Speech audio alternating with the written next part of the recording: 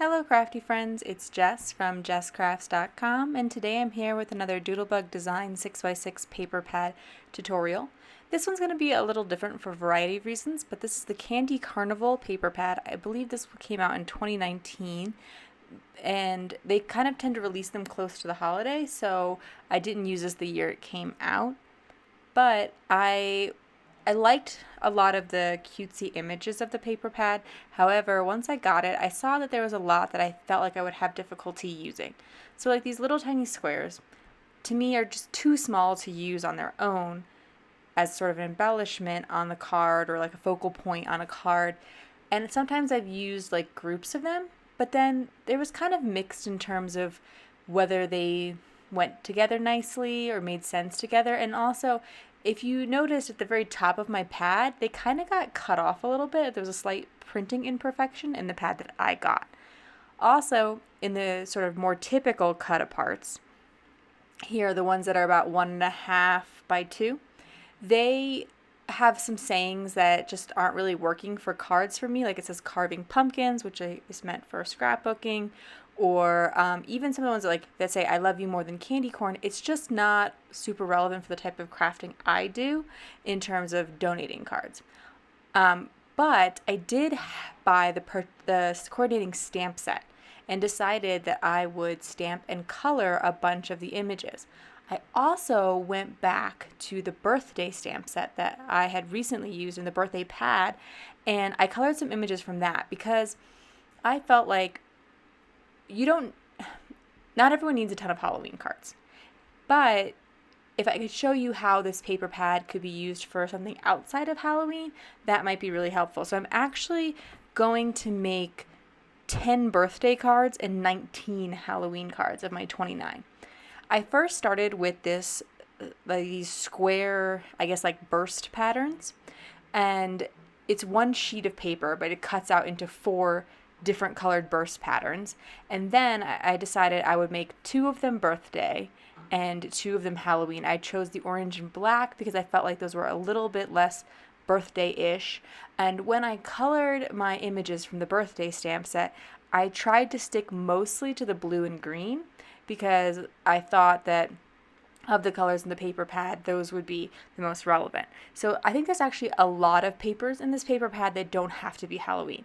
For example, this is the one that has the cut aparts, and ordinarily I would be cutting those apart and using them, but just because a lot of the sentiments didn't work out, I'm not going to be. Instead, I'm going to be using the other side of the paper pad, which really worked out well because it is so helpful for birthday cards. In particular, it really suited that. But there were 2 cut aparts, the Boo and the You're Beautiful, that I was able to save and I think actually would work really well on a card. So I am going to use 2 little cut aparts. I am going to keep some of the cards pretty simple just because I'm going to be a little bit limited in the patterns, and also like for the birthday cards, and because I felt like with using the stamped images, they have a lot going on, like they're interesting in themselves, and so maybe I don't need as much going on in the rest of the card. This is kind of how I tend to decide what I want to use, like what papers go together. In general, with Doodlebug, they all coordinate really well, and you don't really have to think about it too much. But this time I thought a little more carefully, and I did do some of the birthday cards a little bit earlier so that I knew I would have some patterns that worked well for it. But like there was a dot paper that I thought worked well. There was the bursts. There was a plaid paper. I actually was really excited by the black and white that I chose for that little pumpkin boy. And here I'm actually just picking a lot of pattern papers at once. I just thought that since I already decided which colored image would go on each of the backgrounds there, and they were all 3 by 3, it was helpful to kind of just go through and pick some patterns and then start designing. So at first I had just put them on that simple background, but now that I've picked out a few more papers, I can start mixing my scraps in. And that was another reason when I first started to pick a few at a time. Here I am going to go back to the stamp set for my sentiments, and I'm going to do that a lot throughout the video, and I'll share a little tip about it later. But that was the nice thing about using the coordinating stamp sets, is they had a couple of sentiment choices already in them. And as much as I like to keep the supplies kind of minimal when I am making these paper pads, just to kind of show you that you can make a lot of really cute cards without needing a lot of supplies, just using 2 stamp sets. And the one stamp set, the birthday stamp set, I already have a whole other video of ideas of like what you could do with it. So I thought that, hopefully that is helpful, and people see that these, once you're done with the paper pad, the stamp set's still really helpful. So here I'm going to stamp the Happy Halloween on this stitched banner die. This is from Scrappiness. I just picked one stitched banner from my collection that would fit a sentiment from each of the stamp sets, and specifically the Happy Halloween and the Celebrate sentiment. And then I decided that I would just die cut a whole bunch of that particular stitched banner, and I would just die cut it out of white cardstock, because there actually is a lot of white in this paper collection. And that was true in a recent Doodlebug one as well. And I find that actually, in general, because the Doodlebug is so like bright and cheerful, white usually tends to work well. And so I thought adding some white cardstock would be a good idea in terms of the sentiments, rather than trying to have to like find little different pattern papers that coordinated, or trying to find cardstock in my collection that coordinated. In my MISTI, and you can do this with any stamping tool, or in general you could do a similar idea with even with the stamping block. I took the negative piece, like what was scrap and left over from die cutting out the banner, and I placed it back in there by using a little bit of washi tape behind it. And then I was able to stamp it, and specifically the Happy Halloween, I'm going to leave it right there in my MISTI, and every time I decide I want to use the Happy Halloween sentiment, I'm just going to place the die cut banner right into that same spot over and over and over again, and that's going to be one way that I save a little bit of time. One thing that I sometimes like to do with these videos is also kind of show you how you can maybe use up some parts of your stash. And the Winter Wonderland pad, where I released that video relatively recently, I did something pretty similar where I used a bunch of twine, and I also used some enamel stickers. I'm going to do that again today, in part because I'm at the point where I don't really keep a lot of consumable embellishments, or I have like one small jar left of twine, ribbons, fibers, etc. And I have some sequins, and I have some like enamel dots, but I just don't have a lot of embellishments. Like I used to have paper flowers and all kinds of ribbon, etc., etc., but I realized I just don't reach for them. In fact, outside of my Doodlebug crafting, or my paper pad, because I do other companies of paper pads.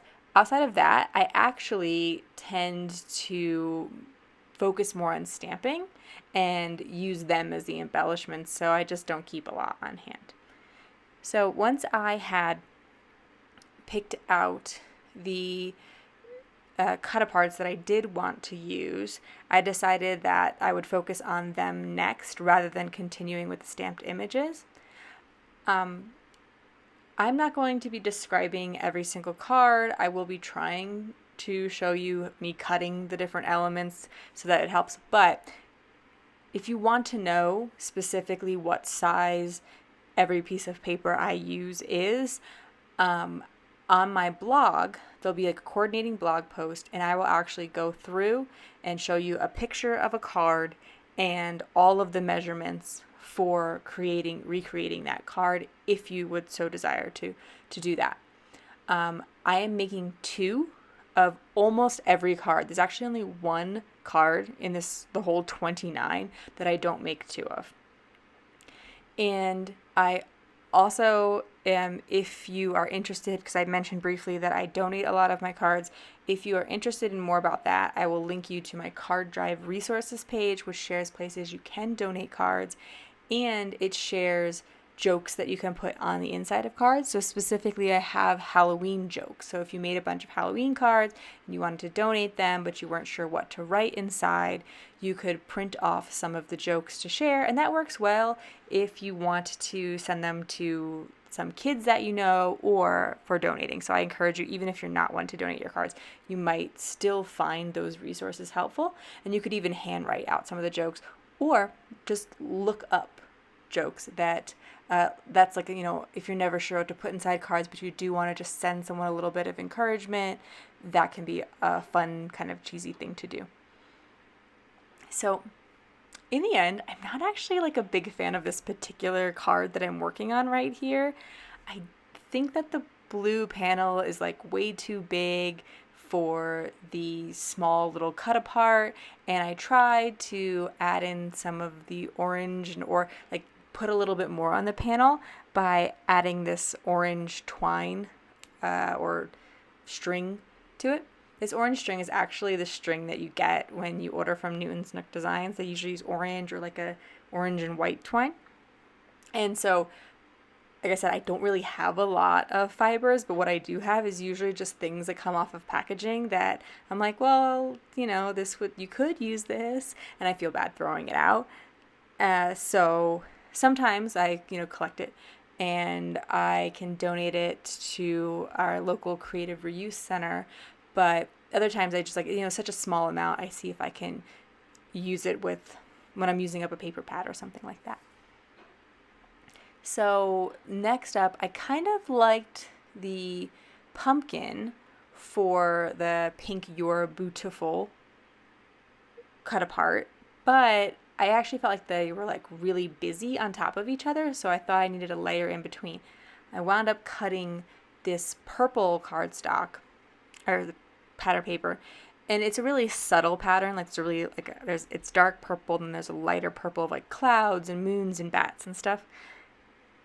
And I thought that it would provide enough separation between that and the pumpkin pattern paper that they would work well together, because there are those little pumpkins from the pattern paper with her on her little, panel cut apart area there.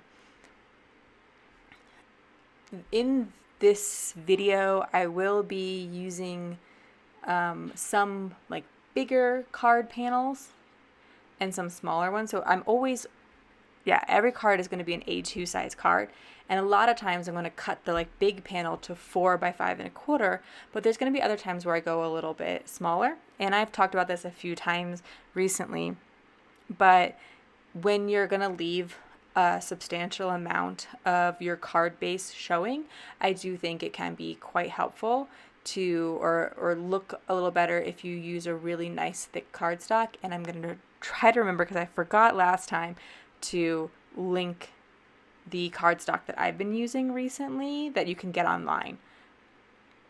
Here, I showed this at the beginning of the video, but after I had stamped, cut, colored all my images, which I did without videoing it just because that alone took hours to do, I took all those scraps and I glued them together so that they were 2 thick layers of cardstock thick, and that's what I'm going to use when I want to pop things up rather than foam tape, because I already own it, so it's free, and it helps, save resources, makes the card more recyclable because foam isn't, but paper is, etc.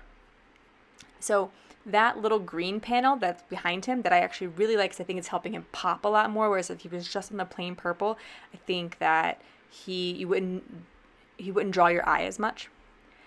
That is left over from that previous card. So I'm always trying to do that. Like, oh, I cut off this little green chunk. Okay, so the next card, I'm going to pull that little green chunk over and say, is there anywhere on this design I think that would fit? I'm not using any sketches today.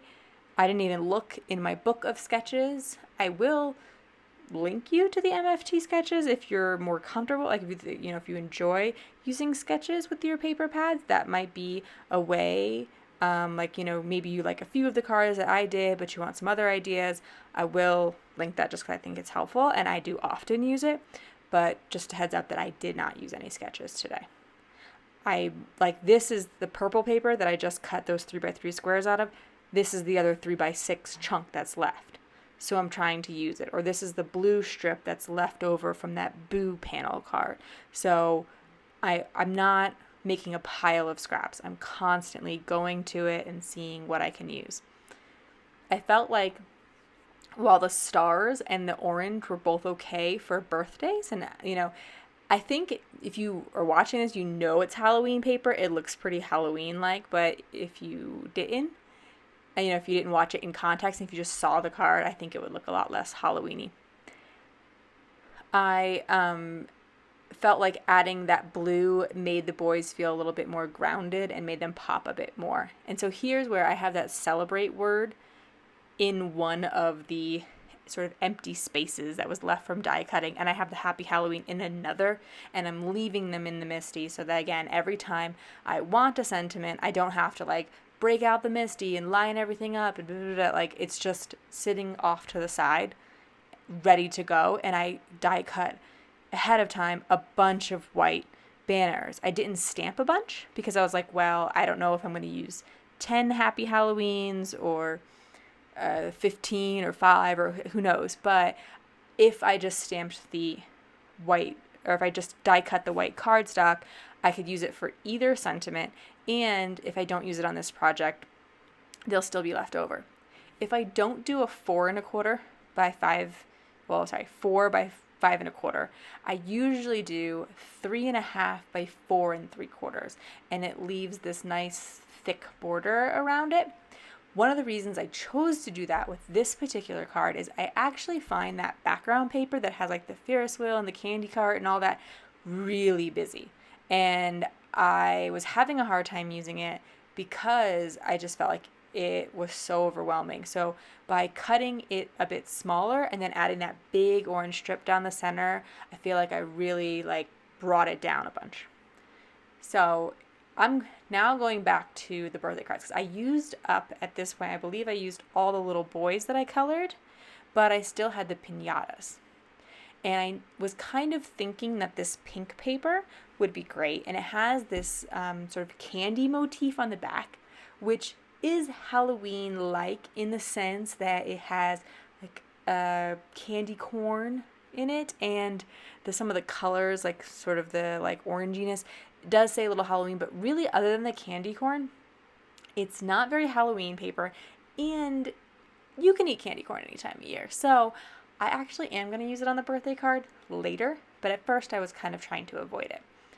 But there was also this other pattern paper that had this black and white stripe, and I really appreciated that this particular Halloween pad had a lot of really strong Halloween patterns and a lot of really simple patterns in a whole variety of colors. This black and white stripe I really loved. I totally understand why people buy packs of just black and white paper, because the pumpkins are really popping off of that, and I could see that with any number of stamped images. So I'm basically creating these are both 3x3, 3 inches by 3 inches. Every time I do a measurement, it's in inches, guys, just in case. So this 3x3 square, I'm designing 2 different cards at the same time with it, a Halloween one and a birthday one, in part because I'm thinking, even if I send these cards to the same organization, they're going to be given at 2 completely different times, and they're probably not going to be given to the same person anyway. But I could create a design and use it to make one Halloween card and make one birthday card, so I don't have to overthink it.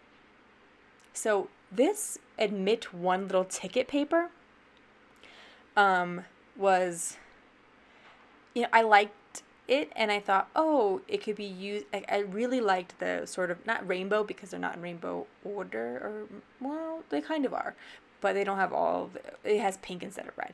But the rainbow-ness of it I liked. However, it does say October 31st on it, so it had to be used for Halloween, and also it meant that it was bringing a lot of color.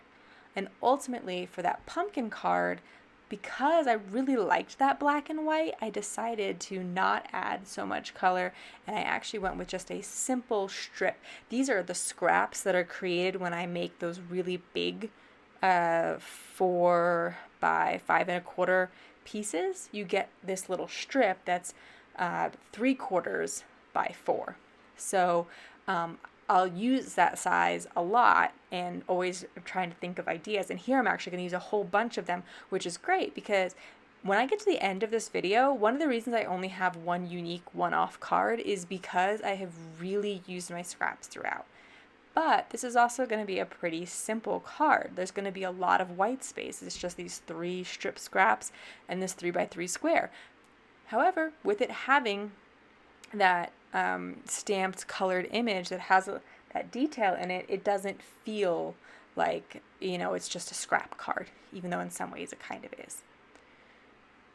Here, I feel like I'm already getting really low on the paper in the collection, and that was in part because I was feeling like throughout this video, I wasn't trying to make the most cards with the paper. I was just trying to use this paper because it had been in my collection for a while, and I recently I moved my crafting stuff into a smaller space, and so I've wanted to use some stuff up, especially the sort of like consumable stuff, and I wanted to use this paper pad and share it with you before it was years and years old and you couldn't get it anymore. So I said to myself, or I kind of gave myself permission to really not worry about the most cards or the best cards or whatever, and just go for it, because I knew, as I've said before throughout this video, that the cards were going to look special enough because I was using these stamped and Copic colored images. So here is a time again where I pulled in that really busy background that I said I was having a hard time using, and I'm using that blue paper to ground my images because I felt like otherwise they would get really lost on that background pattern. And I'm still only using it as a strip, and I'm leaving a lot of white space on the edges, again, to give the design like a little bit of breathing room.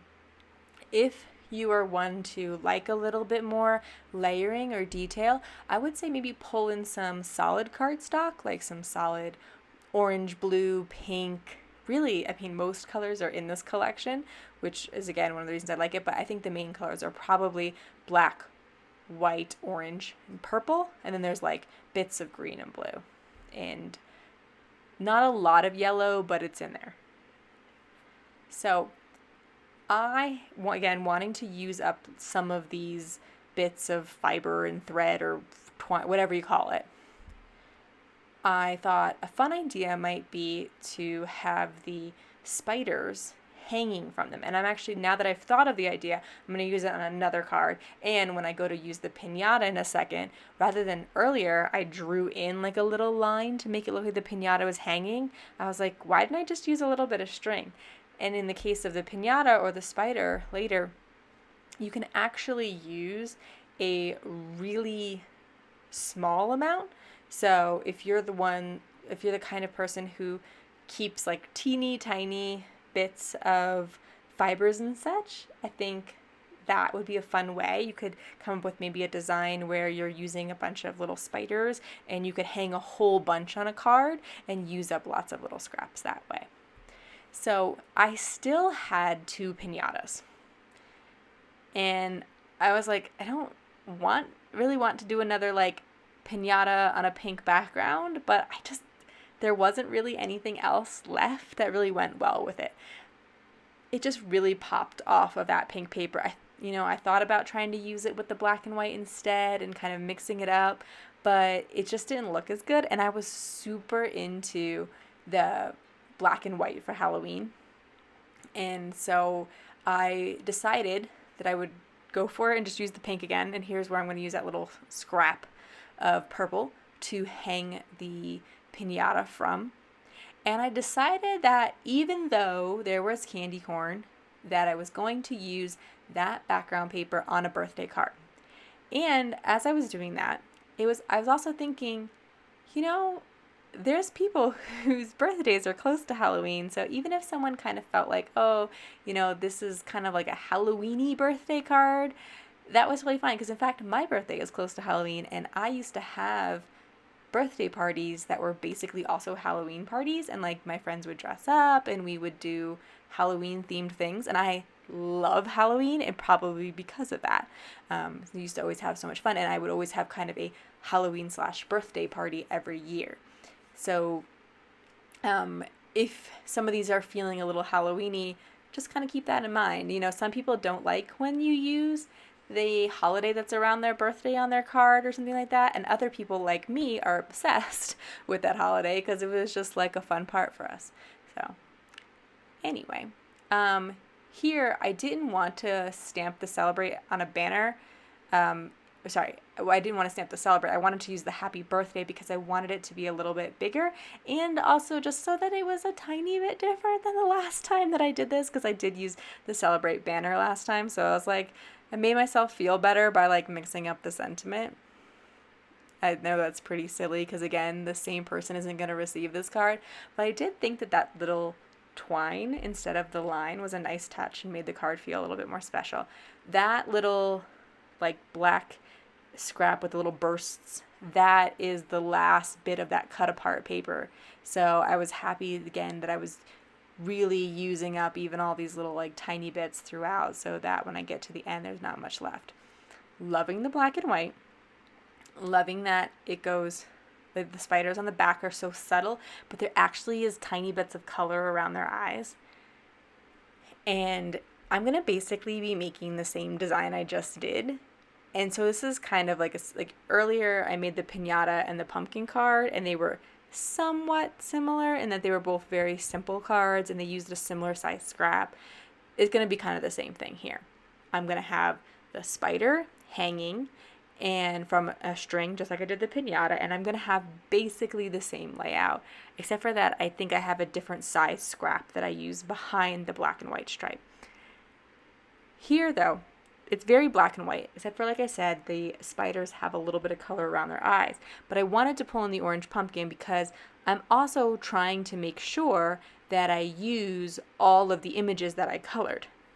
I don't, if I took the time to color them all, and like I said, it took hours over a couple of days, in the random times that I had to color them, I want to make sure I use them.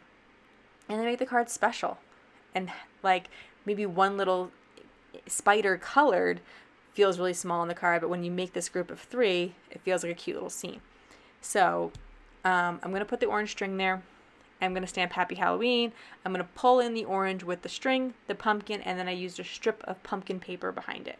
Again, if you're feeling like you didn't get to see a card finished or anything like that, there's still pictures of all the cards over on my blog with, measurements, etc., so that you can, really get an idea of each one that I made if there was one you wanted a little bit more detail about. Here's my scrap card. My one-off card, here is the pile of stuff that needs to be used. Try to get as much of it on a single card as possible while still looking cute, because we're not going to create, just like a sneeze card or something. So I still had one of those little pumpkin boys. That is the reason I bought the stamp set. So I bought this paper pad, and then I bought the little die cuts that go with it. Forgot that I had the paper pad and used the die cuts separately. So then I was like, okay, well, what am I going to do with this paper pad now, because I don't like the cut aparts, and then I used up the die cuts, etc., etc. And I saw the stamp set when I was placing an online order, and I just fell in love with that little pumpkin boy. Kids dressed as pumpkins is freaking adorable in general. I don't know why. I really like that. So I probably have several images, just like I have a bunch of kids dressed as Frankenstein or whatever else. I love little trick-or-treater stamp sets. So I have too many of them. And I was like, well, I can get this stamp set and I will use this image and the Dracula, and I'll use the images outside of it, but I can also use that up with this paper pad. So it's a little backstory there. And I will have actually a card that I make with this little boy. So I'm going to use this stamp set again as well, if you want to see that you really can use it outside of the paper pad. Not that that's surprising because you use all your other stamp sets outside of paper pads, but I just want to be able to show you some multiple ideas. Okay, so that's my last card. It's my one-off card. I taped together scraps in all kinds of crazy ways to make that happen. But all these other little scraps, I'm literally just going to glue little pattern paper strips on the inside of the cards because I think it actually adds a fun little touch, like there's a little surprise pop of color inside to go with the jokes. And so that's what I do with my teeny tiny scraps here. And I'm going to like look in and see, okay, which of these scraps works well with the birthday cards and put those in. But also if you're like, don't want to think about it anymore, just put them only inside the Halloween cards so you don't have to worry about it. But I just thought, instead of throwing them in the bin, add that little pop of color, but it doesn't have to be like, you don't have to think about it too much. I do have one little spider left. I'll pop him inside a card. But I was really happy with how well I was able to use up this paper pad and that I was able to really get a variety. I was very happy that, I wasn't just making a couple of birthday cards. I made 10 birthday cards. You really can do quite a bit with this set, this paper pad. The other thing is I did have those they're like monster type googly eyes, and I thought maybe I would use them, but they wind up being too big for anything. And I also pulled out some gems because I thought, again, I don't have a lot of consumable things in my craft stash, but I do like to kind of use them up when I'm making a lot of cards. Like if I'm making a one-off card, like sometimes I don't remember to look in there, but I'm like, well, if I'm already making almost 30 cards here, I bet I can find a few that would benefit from some gems or some twine or etc. So I'm going to go through my stack of cards and just place a few gems on ones that I think could use a pop. Now that I'm seeing the whole video, doing the voiceover, I think there was a handful of cards that maybe weren't fully completed on camera, but again, over on the blog. And the sad thing is my favorite card. There's this one with the pumpkin boy and it's all black and white and I love it, and I don't think the footage actually got in here all the way. But anyway, thank you so much for watching this video. I hope that you found some of it helpful. I hope that you have a lot of fun designing your Halloween cards. I will link all the products that I used in the video description below. If you like this video, please give it a thumbs up and subscribe to my channel for more. I have many other 6x6 paper pad tutorials, and including another Halloween one if you want to check that out. And yeah, thanks so much for watching. Have an awesome day. Bye.